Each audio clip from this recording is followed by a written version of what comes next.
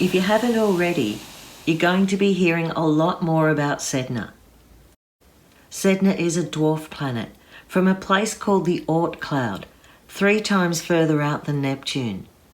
She was discovered in 2003 and named after the Inuit goddess of the oceans. And for the Inuit people, that covered food supplies, weather, transport, storms or calm.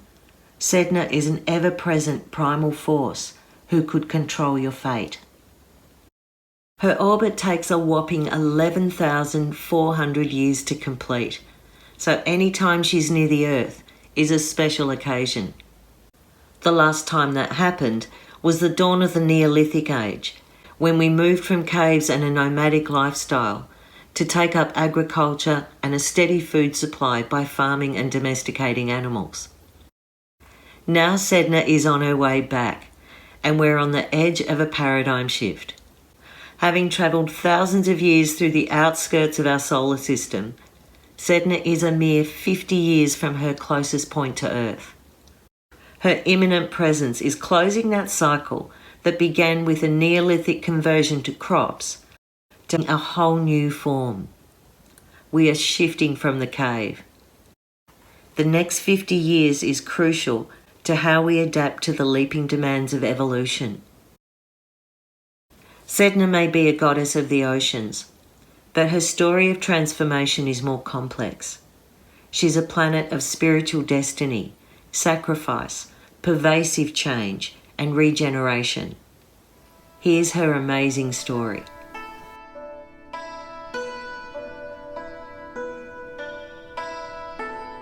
Sedna was an Inuit girl, living in the lands beyond the Arctic Circle. She was very pretty and she had lots of suitors, but she wasn't interested in any of them. Some would say she was vain or too picky, but maybe she just wanted something more than married life.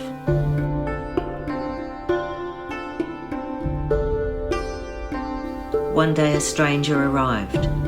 He had come from far away and caught Sedna's eye. It was said he promised riches, and he was kind of cool and dangerous. Sedna agreed to marry him, and they set off for the long journey to his island, leaving her previous life behind.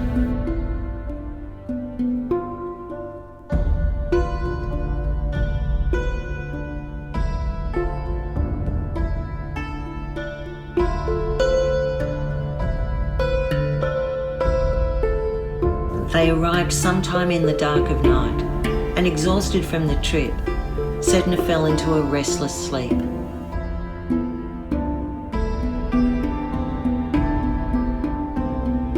As dawn broke through the half-light, Sedna saw the world of her new husband was unlike anything she'd ever seen.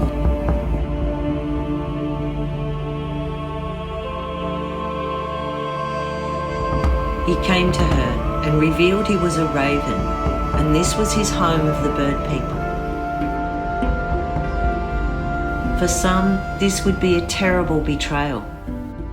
But perhaps for Sedna, this is her initiation to the underworld, and here she can learn the mysteries of life.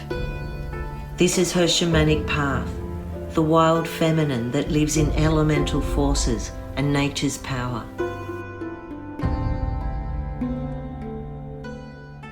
After a time, her father came to get her. We don't know why. Did she send a message saying she wanted help and begging to go back to the old ways? Or did he come looking for her to take her back by force, embarrassing him for not following traditions? When we're learning the mysteries of life, sometimes we wish we could go back to a time of innocence. Whatever, Sedna ended up in the boat with her father, heading back home. The raven saw them leave and flew after them. The bird people followed, thrashing their wings and swooping and calling, causing a huge storm. The sky blackened, the seas rose, the wind lashed. Sedna's father was frightened and pushed her out of the boat. As she struggled in the waves, he smashed the oar in her eye. She reached up to grab hold of the boat. He grabbed his knife and cut off her fingers. She reached and grabbed with the other hand. He cut those fingers off too and sped away into the darkness. It's easy to get stuck on this bit. Betrayal, abuse, abandonment, victimhood. But the best part of Sedna's story is what happens next. As Sedna sank, her hopes and fears sank with her.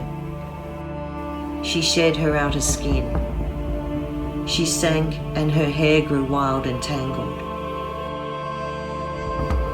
As she sank, her severed fingers transformed into seals and fish, whales and sea creatures. She took command of the sea and controlled the weather patterns and food supplies.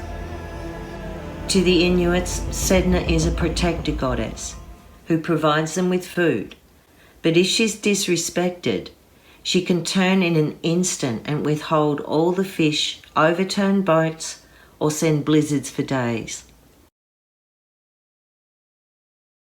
Since she has no hands, she keeps lost sailors under the water to comb and detangle her hair. She is deeply respected and appeased by offerings and rituals. The Inuits depend on her for survival.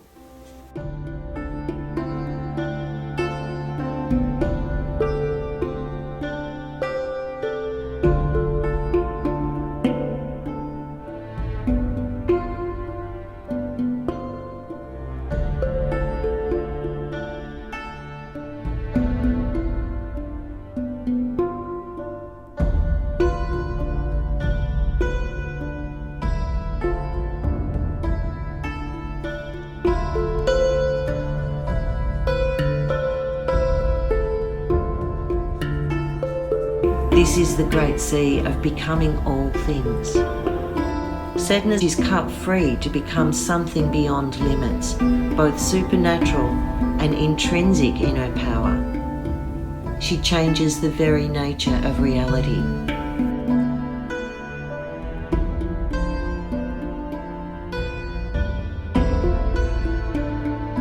So what does all this mean when we put it into astrology? Sedna's 11,500 year cycle means she's travelled in the outer reaches beyond our knowledge and beyond our imagination. Last time she was here, people moved from caves to settlements and agriculture. It meant for the first time people were able to produce a surplus and create a stable community. 11,000 years on, our desire for surplus has put us in trouble, and the stable community has grown to huge cities and institutions, the internet and a global economy.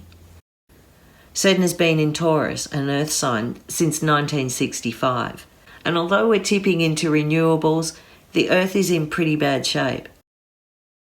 As she nears her peak contact, we're getting an accelerated perceptual grip on how climate change, rising sea levels, polluted environments, food production and extreme weather are reaching a climactic imbalance.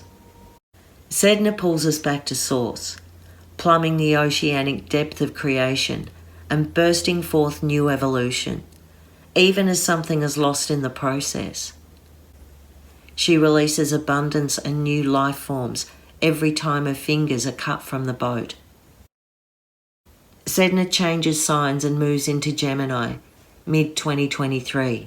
This is quite a shift in frequency. Gemini's a much faster energy than Taurus. It brings in a sci-fi element.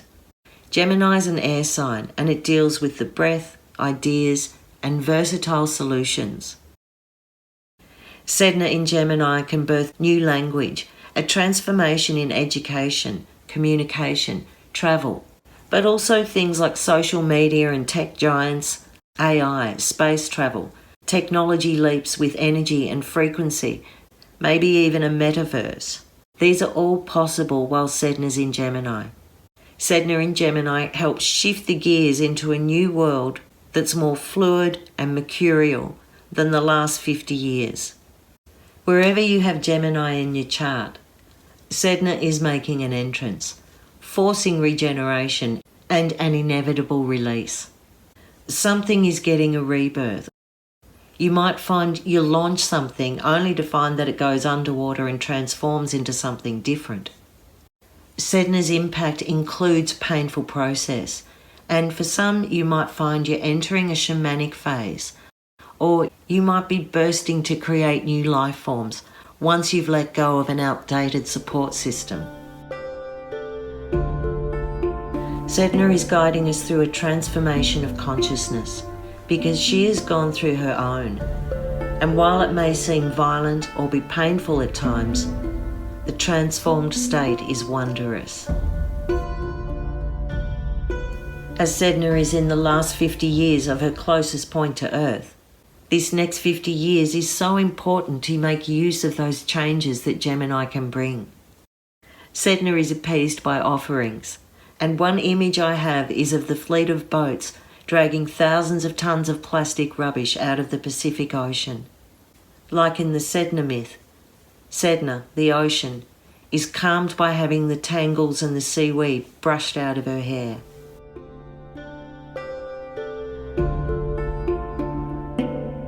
From 2023, Sedna in Gemini means we get a chance to fix things and adapt, to be personally involved in the solution, clean the environment, find new ways of food production that farm differently, live beyond this 3D form.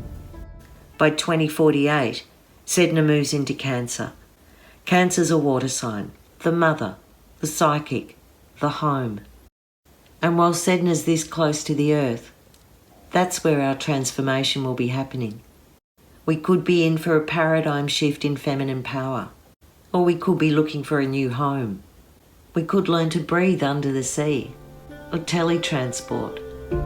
Whatever it is, it's beyond imagination. I'm Meryl Key, and this is my mystery school. Like, comment, share, subscribe. And if you like this, check out the other videos on my channel. Or take a look at my website www.merylkey.com. Blessed be.